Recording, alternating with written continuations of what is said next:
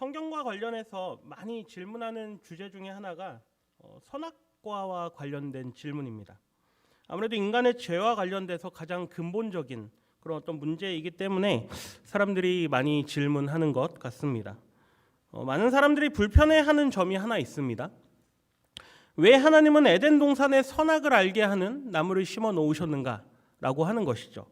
그걸 만들어 놓지 않으셨다면 애초에 아담이 범죄할 이유도 없었을 것이고, 또 아담 이후의 인간들이 이렇게 고생하면서 살지 않았을까?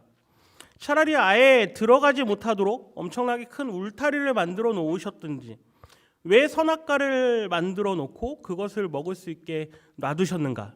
라고 하는 그런 질문이죠. 그래서 인류가 이렇게 고생을 하게 되었는가? 오늘은 이 질문에 대한 답을 얻고자 하는 시간은 아니지만 오늘 본문과 연관이 있기 때문에 잠깐 말씀을 드리면, 선악과를 만들어 놓으신 이유는 크게 두 가지로 설명될 수 있습니다. 하나는 선악과가 무언가를 생각하게 하는 그런 나무이기 때문이라는 것이죠. 인간은 하나님의 형상을 따라 창조되었기 때문에 다른 모든 피조물들보다 높은 지위를 허락받았습니다. 창세기 1장 28절 말씀에 보면 하나님께서는 생육하고 번성하고 또 땅에 충만하라, 땅을 정복하라, 모든 생물을 다스리라 라고 말씀하시죠. 다른 모든 피조물을 다스릴 수 있는 높은 지위를 허락받은 것입니다. 그렇기 때문에 자연스럽게 교만해질 수 있는 가능성 또한 늘 존재하고 있다는 것. 지금도 인간의 모습을 보면 얼마나 교만하면서 우리가 살아가고 있습니까? 심지어 내가 하나님이다 혹은 내가 신이다, 이런 사람들도 얼마나 많은지 모릅니다. 이단의 교주들 가운데 자칭 메시아다 혹은 자기가 재림한 메시아다, 예수다, 뭐 이렇게 얘기하죠. 우리나라에 이런 사람들만 약 한 40여 명 정도 된다고 합니다. 문제는 그걸 따라다니는 사람들도 매우 많다라고 하는 것이죠. 이렇게 교만한 인간인데, 그러한 인간을 통해서 하나님께서 이 선악과를 가운데 하나 심어 놓으심으로 인해서 그것을 볼 때마다 나는 창조자가 아니구나, 나는 이 동산의 주인이 아니구나, 나는 피조물이구나 라고 하는 것을 깨닫게 하는 그런 역할을 한다라고 하는 것입니다. 그런 의미에서 이 선악과가 갖는 의미가 있다라고 하는 것이죠. 에덴 동산의 선악과는 내게 많은 권한이 있어서 내가 모든 것을 누리다가도 그 선악과 나무를 바라봤을 때는 언제나 내 주인은 하나님이지 라고 하는 것을 다시 한번 각인하고 확인시켜주는 그런 장치였다라고 하는 것입니다. 또 두 번째, 선악과가 있어야 하는 이유에 대해서 이렇게 설명합니다. 선악과는 선택의 자유를 보장하는 나무다라고 하는 것이죠. 에덴 동산에서의 삶은 어마어마한 선택의 자유를 누릴 수 있는 삶이었습니다. 동산의 99,999개의 나무의 열매, 그것들을 마음대로 먹어라. 여기서 99,999개는 어마어마한 숫자죠. 몇 개인지 알지 모르기 때문에 이렇게 많은 수를 이야기하는 것입니다. 그러나 이거 하나만은 먹지 마라. 이거 딱 하나만, 이 단 한 개를 제외한 99,999가지의 엄청나게 많은 선택의 자유를 누려라 라고 말씀하시는 것이죠. 지금 현재 지구상에 몇 종류의 과일 나무가 있는지 아십니까? 검색을 좀 해봤는데요. 지금 현재 지구상에 존재하는 과일 나무의 종류는 39만 900종이라고 합니다. 종입니다. 종. 영어로 스페시스라 그래서요, 한 종, 과 이렇게 구분이 되는데, 그 중에서도 1000에서 2000 종류의 과일 나무 종이 자연 과실로서 인간이 먹어도 괜찮은 그러한 과일이라고 합니다. 그리고 그 중에서 약 한 100에서 200 종류의 과일 나무 종이 활발하게 재배되고 또 거래되어져서 우리가 먹을 수 있는, 그 중에서도 15개의 과일 나무 종이 대다수를 차지하고 많은 사람들이 선호하면서 먹는 그런 과일의 종이라고 합니다. 우리가 잘 먹는 감, 귤, 밤, 배, 복숭아, 사과, 딸기, 포도, 무화과, 석류, 올리브, 아몬드, 이런 종류의 다양한 그러한 것들을 마음껏 먹어도 된다라고 하나님께서 허락하신 것이죠. 하나님께서 100종류의 과일 나무 열매를 마음껏 먹어도 되는 자유를 주셨지만, 그러면서 동시에 또 다른 자유를 주셨는데, 그것은 무엇이냐면 이 단 하나의 나무의 열매만큼은 먹지 않는 자유, 그것을 먹지 않기로 선택하는 자유, 이러한 자유도 하나님께서 동시에 주셨다라고 하는 것입니다.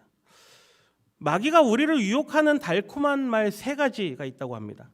첫 번째는 한 번만 내 말대로 해봐라 라고 하는 것입니다. 한 번만 만져봐라, 한 번만 냄새 맡아봐라, 한 번만 먹어봐라. 한 번만 입에 대봐라. 내가 하고 싶은 대로 한 번만 해봐라. 한 번만 거짓말 해봐라. 한 번만 타협해봐라. 한 번만 쉬어봐라. 한 번만 뛰어내려봐라. 한 번만 내게 절해봐라. 한 번만 내 말대로 해봐라. 우리를 유혹하는 말이죠. 두 번째, 다른 사람들도 다 그렇게 한다. 너 빼고 다른 사람들도 다 그렇게 쉽게 살아간다. 다른 사람들도 다 마시는데 뭔 상관이냐. 다른 사람들도 다 적당히 믿는데 너만 유독 그렇게 열심을 낼 필요가 있겠느냐. 다른 사람들도 다 그러는데 너만 그렇게 거룩하게 살아갈 필요가 있겠느냐. 이런 거죠. 세 번째, 잘 생각해봐라. 너는 이미 벌써 죄를 지었고 너는 이미 죄인이다. 그렇기 때문에 너가 지금 한 번 더 죄를 짓는다고 해서, 너가 한 번 더 그것을 한다고 해서 거기에 그렇게 크게 문제될 게 없다. 이미 너는 많은 죄를 짓고 살았고 이미 너는 죄인이기 때문에 거기에 죄를 하나 더 더한들 그게 뭐 그렇게 크게 문제가 되겠느냐.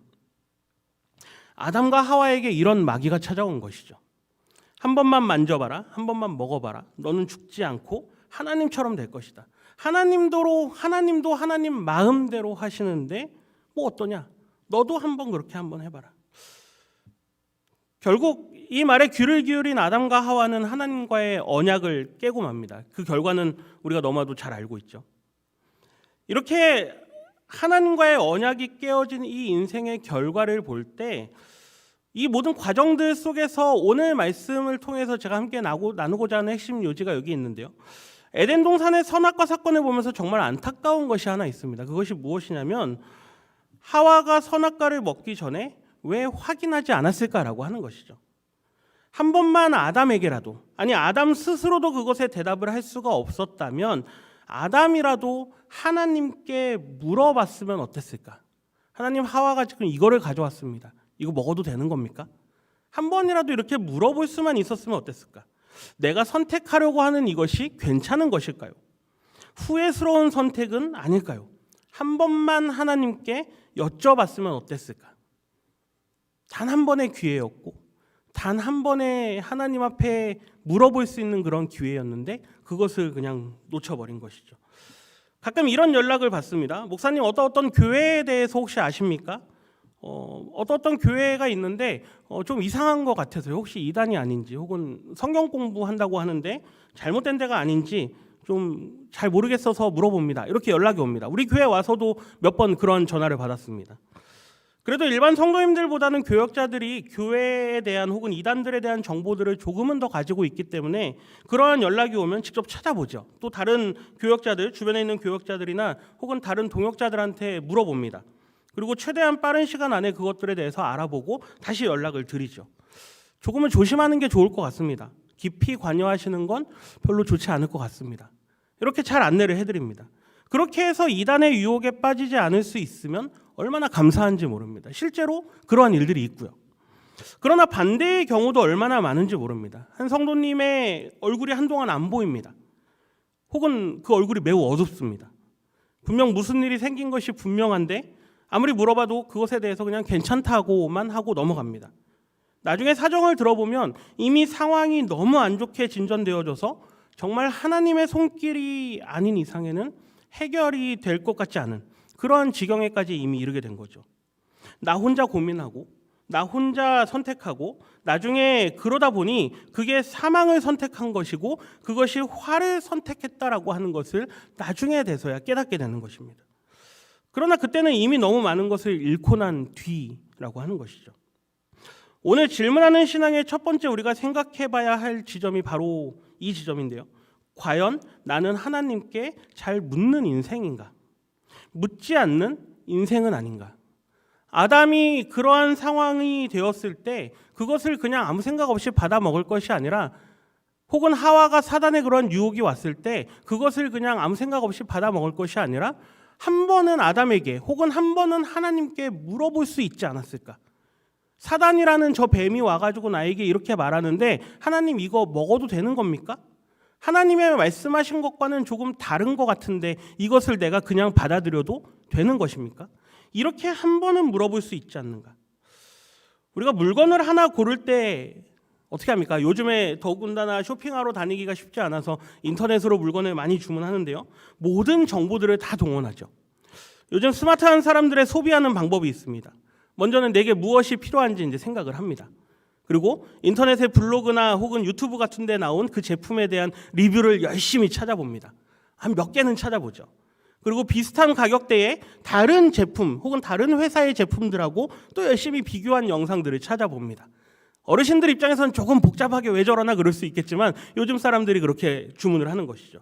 매장에 가서 직접 만져봅니다. 또 한번 만져보기도 하고 또 입어보기도 하고, 그러고 나서 다시 돌아와서 인터넷으로 카드 결제해서 할인은 되는지, 쿠폰은 있는지, 혹은 적립금은 어떻게 되는지 꼼꼼하게 찾아봅니다. 그러고 나서 종합적인 가격 비교를 해보고 또 다른 사람들이 적어놓은 구매 후기도 열심히 찾아봅니다. 그러고 나서 최종적으로 배송비는 혹시 무료인지, 그리고 배송하는 방법은 어떻게 되는지, 그다음 배송 날짜는 어떻게 되는지, 다음 날 새벽에 도착하는 건지 아니면 한 3, 4일 거치는 건지 혹은 해외 배송인지, 이런 다양한 것들을 다 고려해서 최적의 상품을 주문합니다. 이게 요즘 사람들이 인터넷에서 물건을 주문하는 방식입니다. 굉장히 공감이 됩니다. 저도 그렇게 하기 때문에요.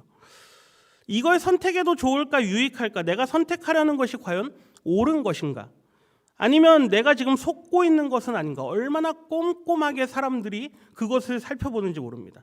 하물며 물건을 하나 구매해도 이렇게 꼼꼼하게 따지는데 우리의 인생의 중요한 결정들 앞에서 얼마나 우리가 쉽게 결정들을 내리고 또 얼마나 그것에 대해서 쉽게 후회하는지, 학교를 결정하는 것도, 직장을 결정하는 것도, 결혼 상대를 결정하는 것도 인생에 얼마나 중요한 그러한 결정들인지 모릅니다.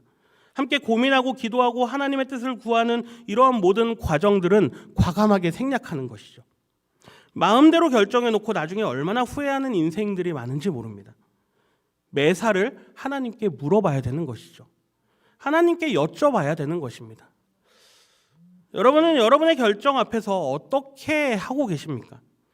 직장 문제, 혹은 배우자 문제, 혹은 장래의 문제 등 우리의 삶에 관계하고 있는 얼마나 많은 문제들이 있는데 이 모든 문제들을 우리가 만날 때마다 여러분은 누구에게 찾아가십니까? 어떤 사람은 문제를 혼자 끌어안고 씨름을 하는 사람들이 있습니다. 그러면 더 무겁고 더 힘들게 되는 것이죠. 그 문제에 빠지게 되는 것입니다. 하나님 앞으로 그 문제를 가져가야 되는데 그러지 못하는 것이죠. 어떤 사람들은 중보기도를 요청하는 분들이 있습니다. 매우 지혜로운 방법이죠. 짐은 서로 나누어서 져야 가벼워지기 때문입니다. 믿는 사람들은 문제가 있으면 그 문제를 하나님께 가져가야 됩니다. 더 좋은 건 함께 나와 함께 기도할 수 있는 사람들과 함께 그 제목을 가지고 기도하는 것이죠. 마태복음 11장에서 예수님께서 이렇게 말씀하십니다. 수고하고 무거운 짐 진 자들아 다 내게로 오라. 내가 너희를 쉬게 하리라. 그렇죠? 무거운 짐이 있고 아주 무거운 문제가 있다면, 내 삶을 짓누르고 있는 그런 문제가 있다면 주님 앞으로 가져가는 것입니다.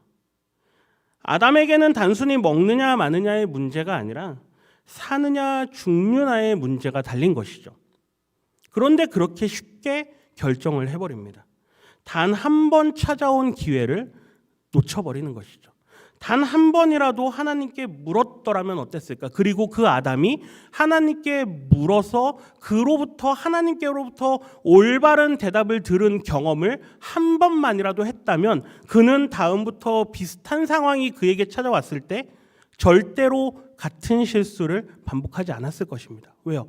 하나님의 대답이 언제나 옳다라는 걸 경험했기 때문에. 그 다음부터 그러한 시험이 오고 유혹이 올 때 아담은 언제나 누구에게 찾아갔을까요? 하나님께 찾아갈 수 있었을 것이죠. 우리가 잘못하고 있는 것이 무엇입니까? 아니, 열심히 하려고 하지만 잘 안 되는 것이 무엇입니까? 나름대로 생각하고 고민하고 심사숙고해서 결정한다고 하는데 나중에 선택하는 걸 보면 하나님이 빠져 있습니다. 여러분, 무엇이 이 시간 이 예배의 자리에 나오도록 그 결정을 하시도록 만들었습니까? 분명히 피곤한 시간이죠. 금요일 저녁 혹은 밖에 나가서 얼마나 많은 그런 유흥에 보낼 수 있는 시간입니까? 이 예배에 나오시기까지, 또 영상으로 유튜브에 앞에 앉아서 예배하시기로 결정하시기까지 무엇이 그런 결정을 하게 했습니까?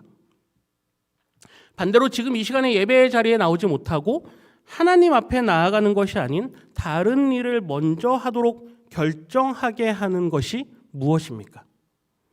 너무나 많은 사람들이 고민하지 않고 생각하지 않고 그냥 결정하며 살아가는 것이죠. 아니요. 많이 고민합니다. 많이 생각합니다. 나름의 합리적인 방법으로 결정을 합니다. 그런데 과연 그것이 하나님이 기뻐하시는 일인가에 대해서는 생각하지 않는다라고 하는 것. 여러분, 너무나도 무서운 것은 그 사소한 결정 하나가 나를 결정해 버린다라고 하는 것입니다. 앞서도 말씀드렸지만 아담이 하나님께 묻는 그것을 선택했다면 분명히 하나님께 올바른 대답을 들을 수 있었을 것입니다. 그렇다면 아담은 절대 죄에 빠지지 않게 되었을 것이죠. 그러나 아담이 결정한 그것으로 인해서 결국 아담을 비롯한 그 이후의 모든 인간은 죄인이라고 하는 죄의 상태에 빠지게 되는 것입니다. 단 한 번의 그 사소한 결정이 인생을 결정한 것이죠. 죄인이라고요. 성경에는 하나님께 묻지 않아서 어려움에 빠진 인생이 얼마나 많이 나오는지 모릅니다. 가장 대표적인 인물이 누구일까요? 바로 사울 왕입니다. 사울은 유형 국가로서의 이스라엘의 첫 번째 왕이었습니다. 매우 영광스러운 자리에 올랐습니다. 그는 스스로를 매우 작게 여겼고 자신의 집안은 베냐민 지파로서 몰락한 집안이라 아무것도 할 수 없다라고 생각했습니다. 그러한 사울에게 하나님께서 성령을 부어주시고 또 능력을 부어주셨습니다. 많은 전쟁에서 승리도 하게 하셨습니다. 잘 나가는 것 같은 사울이었는데 그의 왕조는 단 한 세대 만에 끝나게 돼버립니다. 역대기서는 특별히 이러한 사울의 실패에 대해서 매우 간략하게 기록하고 있는데요. 역대상 10장 4절에서 6절 말씀에 이렇게 기록합니다. 사울이 자기 칼을 뽑아서 그 위에 엎드러지니 무기 가진 자가 사울이 죽는 것을 보고 자기도 칼에 엎드러져 죽으니라. 이와 같이 사울과 그의 세 아들과 그 온 집안이 함께 죽으니라. 사울 자신은 자살해서 죽었습니다. 그리고 그의 세 아들과 온 집안이 다 함께 멸망하게 되었죠. 그런데 이 일에 대해서 역대기 기자가 어떻게 기록하냐면요. 10장 14절에 여호와께 묻지 아니하였으므로 여호와께서 그를 죽이시고. 사울의 잘못이 무엇이었습니까? 다른 성경에 보면 사울이 잘못한 것들이 여러 가지로 나옵니다. 근데 역대기 기자는 딱 이 한 문장으로 정리합니다. 사울의 잘못이 무엇입니까? 하나님께 묻지 않았다라고 하는 것. 사실 여러분, 사울 왕이 살았던 시대가 어떤 시대였습니까? 사사 시대였습니다. 사사 시대의 대표적인 문구가 하나 있습니다. 사사기 21장 25절 말씀인데요.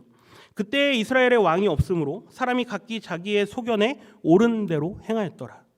하나님께 묻지 않던 시대, 모두가 자기 생각대로 결정하고 살아가던 시대. 이 시대의 대표적인 인물이 바로 사울 왕이었던 것이죠. 결국 사울 왕은 하나님께 버림받고 말았습니다. 역대기 기자의 표현을 다시 한번 보십시오. 10장 14절 말씀에 여호와께 묻지 아니하였으므로 여호와께서 그를 죽이시고. 하나님께서 직접 사울을 죽이셨다라고 말씀합니다. 왜 그렇습니까? 묻지 않았기 때문에. 어찌 보면 지금이 사사기의 시대와 같지 않은가 생각을 또 한편으로는 해보게 됩니다. 하나님께 묻지 않고 모두가 각자의 눈에 보기에 옳은 대로 결정하는 그리고 행동하는 시대. 이런 시대를 지금 우리가 살아가고 있는데 그럼에도 불구하고 하나님께서는 이런 시대일지라도 우리에게 너무나도 좋은 너무나도 안전한 장치를 하나 허락해 주셨습니다. 바로 기도입니다. 이렇게 자기 생각대로 자기 판단대로 모든 것들을 결정해버리면서 살아가는 이 시대일지라도 하나님께서는 우리에게 한 가지 장치를 마련해 주셔서 그것을 통해서 한 번 브레이크를 걸게 하시고 그것을 통해서 한 번 더 멈춰설 수 있는 은혜를 베풀어 주셨습니다. 기도하는 것이죠. 묻지 않는 인생이 아니라 이제 하나님 앞에 잘 묻는 인생이 되어야 된다라고 하는 것.